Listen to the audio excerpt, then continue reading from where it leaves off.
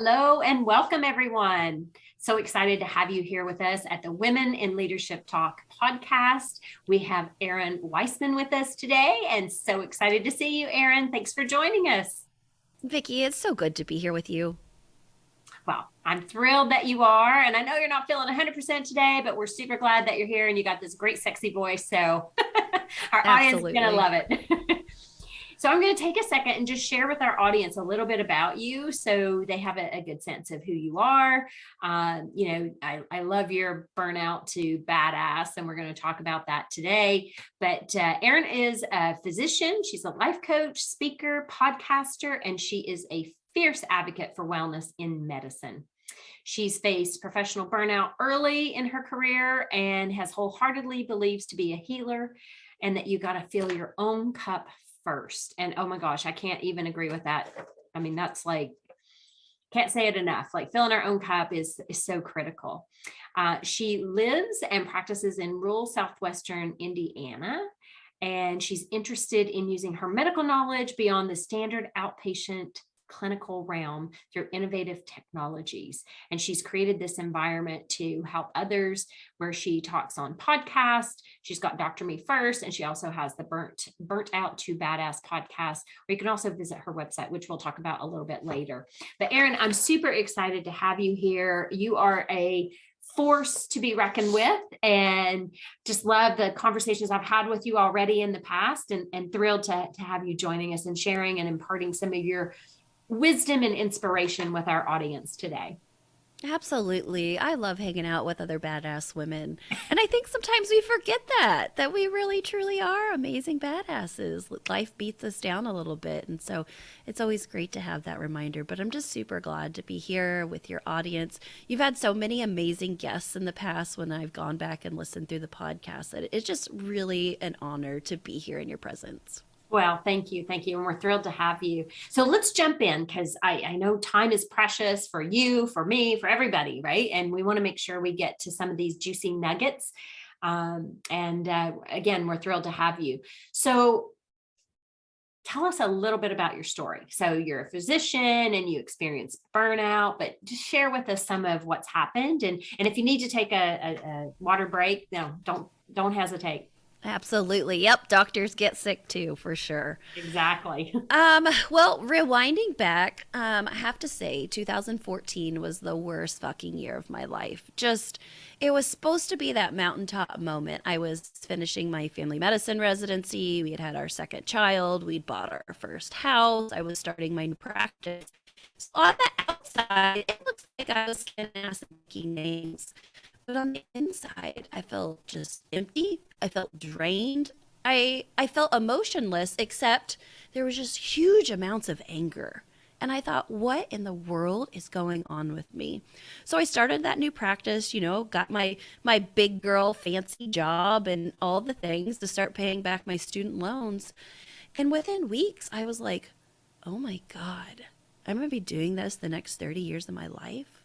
Can I actually be doing this? And I moved from a moderately sized city where I was training to, like you mentioned, rural Indiana. My husband farms, and I grew up in rural southern Indiana, so it wasn't anything too new. But what was new is I had become a professional woman, and I moved to an area where I was the only female physician. My Mhm. partners were 15, 20 years older than me. They didn't have small kids anymore. Their practices were mature.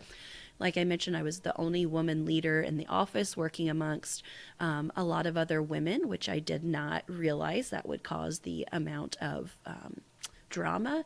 And needless to say, the office I moved into, being a young professional and not knowing how to vet this, it really was a toxic work environment. I had a different practice style than what they were used to. Um, patients came to me, they loved me, but I just did things a little bit differently. And it created a lot of issues, both externally, but also internally for me. And so, not having anybody really around me, I am not a quiet person. And so, I started going up the chain and being like, is it me? Am I crazy? What's wrong with me? This is what I worked my 20s for. It's what I gave away my first couple years of my children's lives for. I missed their first steps, holidays, a lot of sleep. This is what I worked for. And that's where the downward spiral really started going, because up to that point I had always put my head down and pushed through it. Put your head down, work harder, because the mantra, if you work hard, all things will work out, was what was in my head. But as I kept doing that, it just, again, like those feelings of overwhelm alternating with emptiness, alternating with just this anger that I had at patients who needed my help, or little boys who needed me to wash their hair in the bathtub. And I thought, who am I? What have I become? Like, this does not feel good. I do not want this. But then the question that came up, then what? What else could I possibly do in the world? This is what I've trained for. This is what I borrowed hundreds of thousands of dollars for. This is where I bought a home and we started a family. Like, how do I change this? And that was really, really a bad place for me, because I honestly didn't know what to do. Now, of course, hindsight's 2020, and I look at it and I'm like, of course, you're a fucking doctor. You can figure it out. But when you're in the middle of it, Yeah, it's hard to see it's it. hard. It's so dark and it's so hard. And so I did what I tell all my patients not to do, and I got on the internet. And I found hundreds, if not thousands, of other doctors who were kind of saying the same things. And either they were, and this is pre COVID, grant you, 2014, they were either going to pharma, they were inventing things, they were leaving medicine early because they had enough to retire on. Here I am, literally months out of residency. And I was like, I can't do that. Like, there is no big pharma just down there. I gotta, we would have to relocate. And so I actually started putting applications, because I told my husband, I was like, I will go check out groceries if that's what I need to do to make changes. So I started putting applications out in places, and I can continue to look and continue to look. And it was in one of those 2 a.m. internet searches that I found a woman. She was a family med doctor too, out on the West Coast. And she was talking about this thing called coaching. And I read through her book, I read through her bio, I read through her blogs, and I was like, if this will help me, hashtag take my money. And so that was my introduction to coaching. It was really me looking for a rescue raft to save me while I was drowning. And it honestly saved my career, it saved my marriage, it honestly saved my life as well Wow. from the place that I was in. And so because of that, I got coached. I realized I have infinite opportunities. I am an adaptive person. I can do amazing things. It was 2015 at that point, and the internet was alive, and I could do other things. And then I looked around and I was like, where's all like the young physician mom coaches? Cause like we need this shit 10 years ago. We need somebody to come into this space. And I didn't see it. It was all people who were retiring or like mid career. And I mean, men as well. And I thought, I need to be a different voice out there. And so that's actually when I jumped into the entrepreneurial world. I started making changes in my practice, and fast forwarding, I ended up leaving that practice and trying some other things. I started coaching, started a podcast, started to become, like you say, the wild child in medicine and really bucking the system. And just recently, here in the last year, I actually got to help start a new clinical practice, a FQHC, Federally Qualified Health Center, where I do family medicine and addiction medicine. And you know what? I have found second year medical student love again. I love being in Oh, medicine, that's awesome. but it's on my terms. And I had to figure out, first and foremost, who was I under the white coat? What was most important? And hello, that was so much different than when I started this journey at 18. Yeah. And so, full retrospect, it's not perfect. I mean, there's still dumpster fires here on Weisman Farms, but it is so much better. And that is my message to everyone who's listening, is that you're not crazy. There is nothing wrong with you. Burnout is an experience that we all have. But you can either take this and come back better, or you can stay where you're at. You have to pick your hard. It's going to be hard no matter what, but you ultimately get to decide. Yeah. Wow, that's powerful. Thank you for sharing that. And, a number of things you shared there, Errin, so often, I think women in particular, like when we go into it, we think we have to stay there, right? And we don't always recognize the signs. And so fortunately, you recognized it at an early stage that you could say, this is not working for me. And how do I make it work for me? So I love that you've been able to do that and take what you've learned through your years of studying medicine and still use it, but do it in a better way. Because I know one of the things that you and I had talked about is, just that incorporating the holistic with, Western medicine, and because both can work, right? And so that's beautiful. And so you've taken that time, you've rediscovered, like, how do you become this badass, which I love. So why is the rest and recovery and that awareness so important? Because work is my drug. I'm not an alcoholic. I didn't go to drugs. I don't gamble. I shop a little bit, but I wouldn't call myself like a, hardcore retail therapist. But really, it's been work. Yeah. From a very young age, I can look back to junior high, Errin, and those Atta girls, when you got the A+, when you were at the top of the class, that external validation of like, yeah, like if I just keep doing it, I keep pushing. And so in our cultural society, work is praised, that It is. Yeah. productivity is your worth essentially. And so having that continual cycle of I did great here, and then I did great in high school, and then college, and then I went on to med school, and then residency, and all of that. That I really realized that I'm a workaholic. So if work is your drug, then rest is your detox. And is detox easy? No, it's absolutely not easy. But it's so important to the recovery cycle. Like I mentioned, I do family medicine and I do addiction medicine as well. And as I've really gotten into it, I've really seen the same cycling of those folks that I'm taking care of with opiate use disorder or alcohol use disorder or methamphetamine use. As to us who are professionals where work is our drug, like we try to pull back and we try not to do it, and like we're okay, but then we get triggered, and then we're like back into it, and we're doing the late nights and the early mornings and the checking our phones in bed, and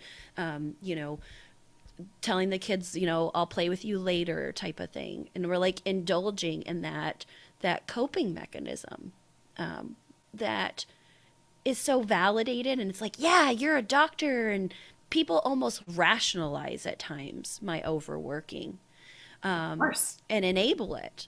Mhm. But when in fact, that's when it's so important. And I'm not saying like be a couch surfer the rest of your life and not work, but there are appropriate boundaries to put in. But when work is your drug and you're in a industry that praises that pushes you to do the 60 hours a week and the more, see more patients, do more studies, it's extremely countercultural to say, no, I'm taking a pause and I'm stepping away. Yeah. Because on the flip side, you're now seeing other people who are still workaholics being validated for their self-destructive habits. Yeah. Well, and I love what you just said there, because it is self-destructive. So what are some of those consequences if we, and especially for women, right? Because women feel like we don't feel like we have any time to like rest and recover, because we got the kids, we've got the house, we've got our careers, like we're trying to do it all. Plus, depending on your age, like you're becoming a caregiver for your parents and all of these things. And there's some big consequences to that if we don't slow down and take that pause so you can rest and recover.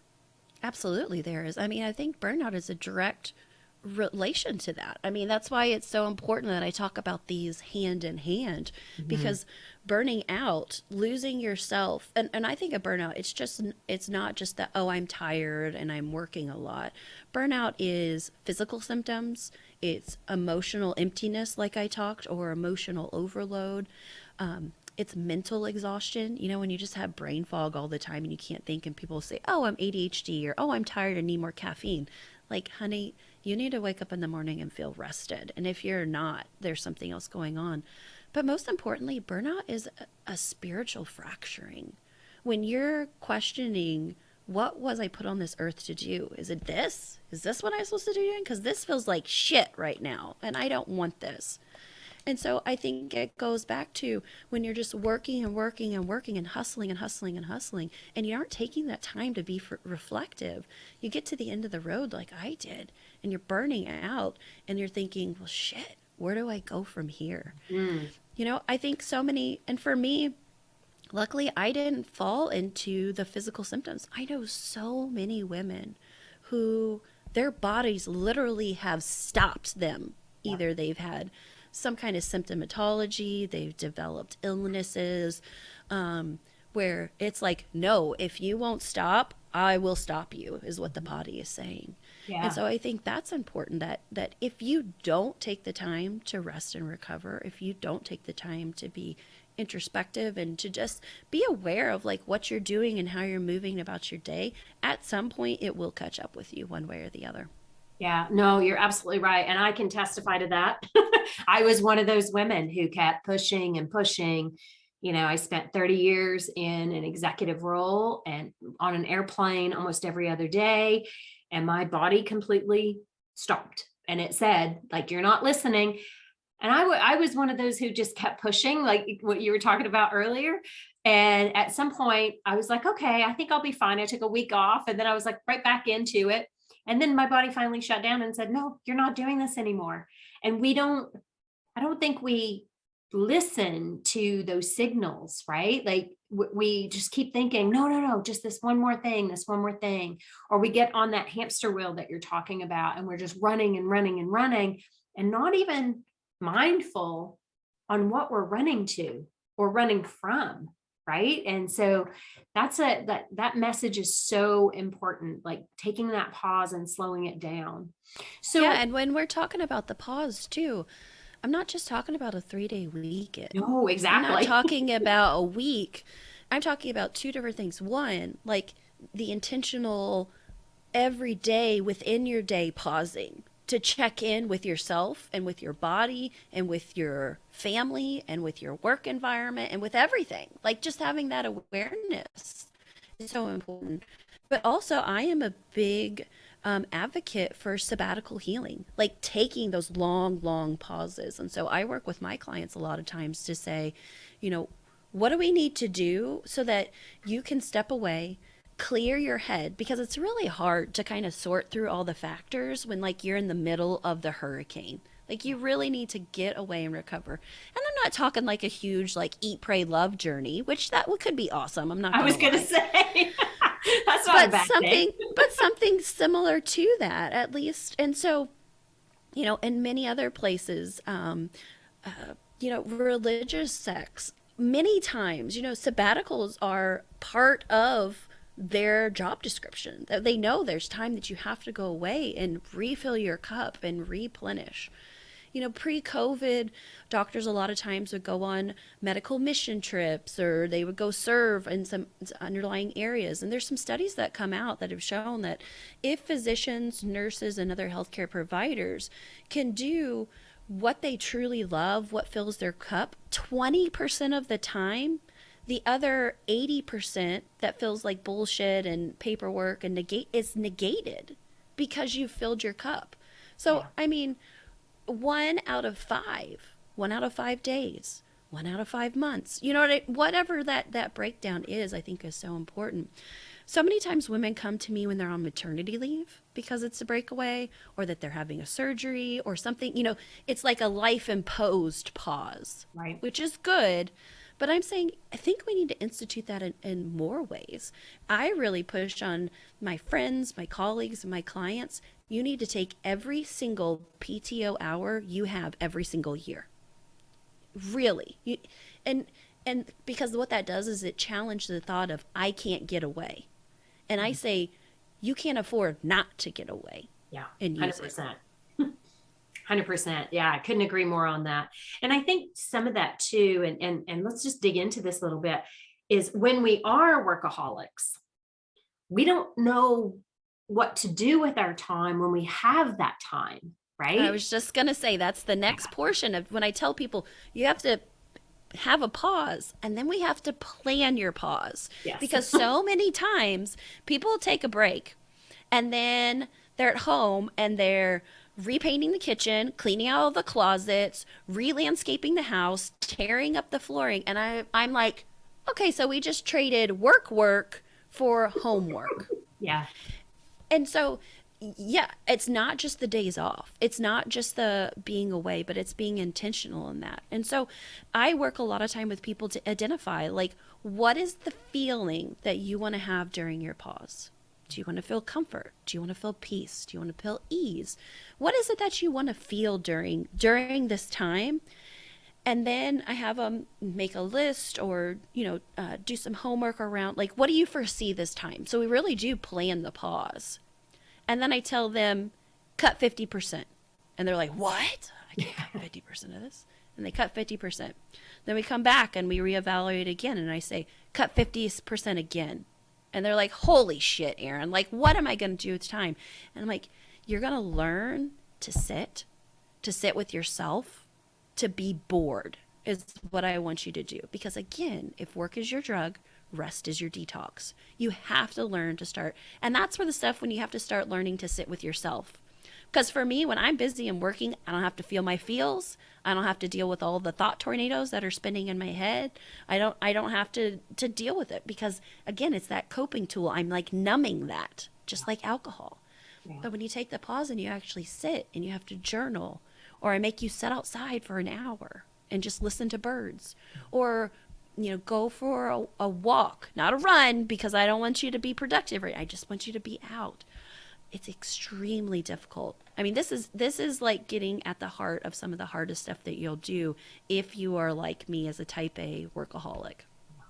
Wow. Yes. When you were talking about that, I had a flashback, Errin. Because I was that person. I was the, 80-hour work week, like I said, flying all the time. And when I got sick, was probably into year 2 of my situation. And because it took me 18 months to even figure out what was wrong with me. They had no idea. But I did this retreat. And one of the experiences that we did with the retreat, and this is hard for a busy minded person, workaholic, we actually had to go sit in a field, right? So all you could see was rolling hills and the forest, and you had to write your eulogy.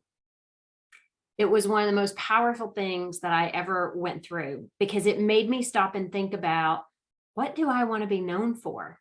How do I want people to remember me? Do they want to remember me as this person who got on an airplane every other day and was traveling like a mad woman and saw her kids occasionally? Or did I want to be remembered as a person who's kind and, a person who was fulfilled in all aspects of life? So like what you're just sharing there is so important for people to recognize, what are you running from when you can't sit still, when you can't take that pause. And I think that COVID did that for most people, but Yeah. not healthcare workers. We Oh got no, it ramped crazier up. Yeah. during this time. And that's what I've really been trying to emphasize for those essential workers and people who haven't been able to kind of take the COVID pause is it's not going away.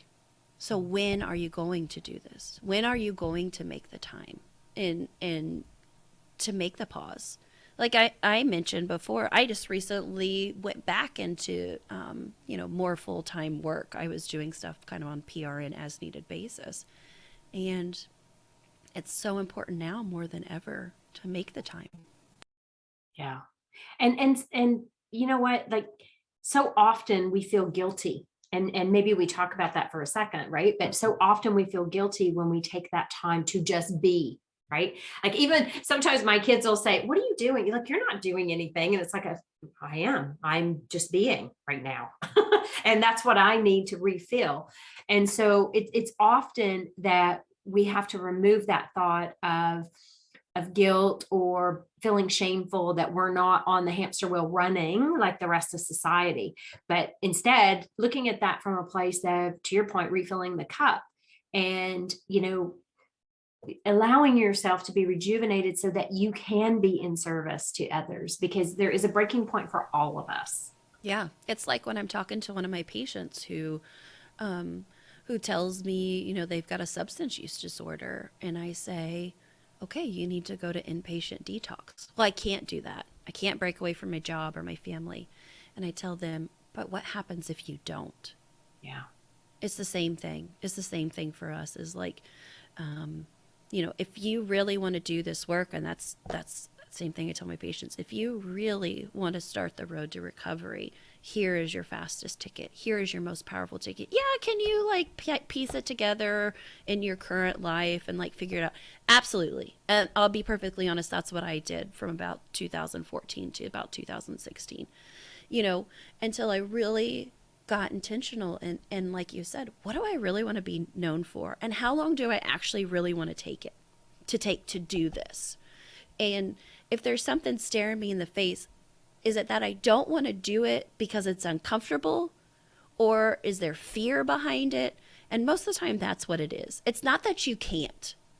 It's that you're afraid, or that, what would happen. And it's just reminding yourself, well, what won't happen if I don't do this?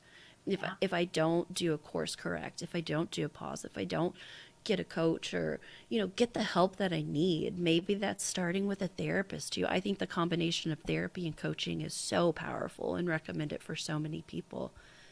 But it's what we must do if you really want to move from a place where you're at. You can read all the fucking self-help books that you want to do and listen to all the podcasts, and you know all the answers, but if you don't put them into real life, and that's all they ever are, it's just knowing the answers. Yeah. Yeah. Well, I come from the place of I think we know the answers. It's a matter of sitting with it and hearing it from yourself, right? Because you got to go inward. You got to go inward to find that. You're not going to find it from an external aspect. It's inside. And when you get comfortable with that and start trusting yourself and start listening, because your body's telling you, whether it's physically, mentally, emotionally, your body is telling you when you're out of alignment. We just have to slow it down long enough to listen to it. Yeah, and going back to that guilt factor, when that tape starts playing in your head, like asking yourself, like, whose is this? Because Yeah. so many times that guilt is not ours. It's been placed because it's like, well, what will my patients think? What will my family think? What will my friends think? What will my colleagues think? What will my boss think? And like, is that really yours to hold? Like, they get to think what they get to think. And you ultimately, because I had an older doctor who was a mentor to me, told me one time, there will always be another patient. But at the end of the day, it's the people you go home to who are most important. Remember that, Dr. Weisman. And I think about that all the time. Like the people, you mentioned the eulogy, the people who are going to be there at the end for me, and my eulogy, I want them to say is, damn, she really lived. I want that on a bench somewhere. Yeah. It's probably not going to be all the people that I feel guilty or worry about. It's going to be those people who are most important, and they made the most impact on me and I on them. And so I think it's just so important that to really name that guilt, name where it's coming from, remind yourself, like, is it mine? And if it is mine, then maybe I need to like do some like thought reorganization on this. And if it's not mine, you got to let that shit go. Yeah. Yeah. There's too many other things that you can hold on to that are good and serve you, not the guilt. Don't need it. Awesome. Awesome. Wow. This is such a great conversation, Errin. So what would be your one or two things that you would want our audience to be able to walk away with from today and implement for, whether it's taking the pause, releasing guilt, like whatever those, one or two things would be? I think the first one is just to know you're not alone. I hope somebody has heard this story today and has been able to be like, yep, me too. Raise their hand and know that you are absolutely 100% not alone in this. You should feel no shame about this. This is an experience that I talk to hundreds of thousands of people about each and every day. And so just reminding yourself, like, it's okay that I feel this way, and I'm not alone. There are other people who feel this exact same way. Part of like the self-compassion practice of just normalizing that this is a human experience and this isn't something that is quote unquote wrong with you. And then the other thing I would say that if this resonated at all or anything with you, it's time to start getting curious and to say, okay, what's under the surface? Because so many times we'll say, like, I'll ask somebody, what's your biggest, oh, it's my job. My job is my biggest struggle. And I'm like, really? It's usually more than that and getting underneath of that. And so I would say, instead of going at it from like a place of judgment or fixing, because I love to fix, I mean, that's why I'm a physician. I love making things better. Sometimes it's just coming from a place of curiosity and saying, let's like poke around on that, getting kind of your science brain out a little bit and making some hypotheses like, if I keep going like this, then what's the outcome? And if I make a change, then what does that look like? And so I just really encourage people to know that the path that you are on, the reality that you have right now, is not your forever. It doesn't have to be. And so really getting curious. My path is different than other people's. And, I don't think we can ever 100% predict what life is going to look like and what the quote unquote all the right answers are. But what you can do is make the next best step. Beautiful. I love it. I love it. You know what? I can't thank you enough. Like, some amazing takeaways from the conversation today. And just as a reminder, Dr. Errin does have her own podcast. She has two, actually. Dr. Me First, Burnout to Badass. Like, both of those would be great. And Errin, how can they reach you if people want to talk to you more, or they want to discover more things about you? What's your website? So yeah, I mean, the podcast is super real. You're gonna get, all the Errin Weisman sass that you can ever imagine. Dr. Me First is where I have conversations. I do some solo casts and stuff, so it's a fun place to hang out. You don't have to be a physician to be there. But Burnt Out to Badass is a place where I'm actually having people come and tell their burnout story. Like you, Vicky. Like, we just get raw and real and we talk about it and we're putting it out there and we're naming it and normalizing it. And then we're showing how everybody navigated a little bit differently, because there is no one right answer with any of this. And so, if you want more kind of like what we talked about today, go head over to Burnt Out to Badass. If you want to hang out with me in real life, which is always super fun, hang out mostly at Instagram or LinkedIn. I love me some LinkedIn. I'm not going to lie. It's a really fun place to be. So come over there, drop me DMs there. Or if you want some more unfiltered Errin Weisman, I actually do a Slack group. I got away from Facebook a super long time ago. I don't know. It's too toxic over there for me. Good choice. But yeah, so I hang out in Slack. And so we've got a little club, I guess you could say, called Errin Weisman's Badass Group. And so you can come be a baddie with me and hang out there. There's a lot of free stuff. We do classes every single month, and it's all free and fun. My two favorite F words. Nice. I love it. Free and fun. Wow. Errin, thank you so much for being here today and for sharing your story. Like, I think so important, the more, not just women, but I think for women in particular, it's so important that we're sharing that vulnerability and, hey, we don't have to be perfect, right? It doesn't have to be that way. We can all just share what's happening, and we're there to support each other and take care of each other the best that we can. So I want to thank you for joining the WIL Talk podcast. We're super excited that you've been here with us, and I'd love to do this again.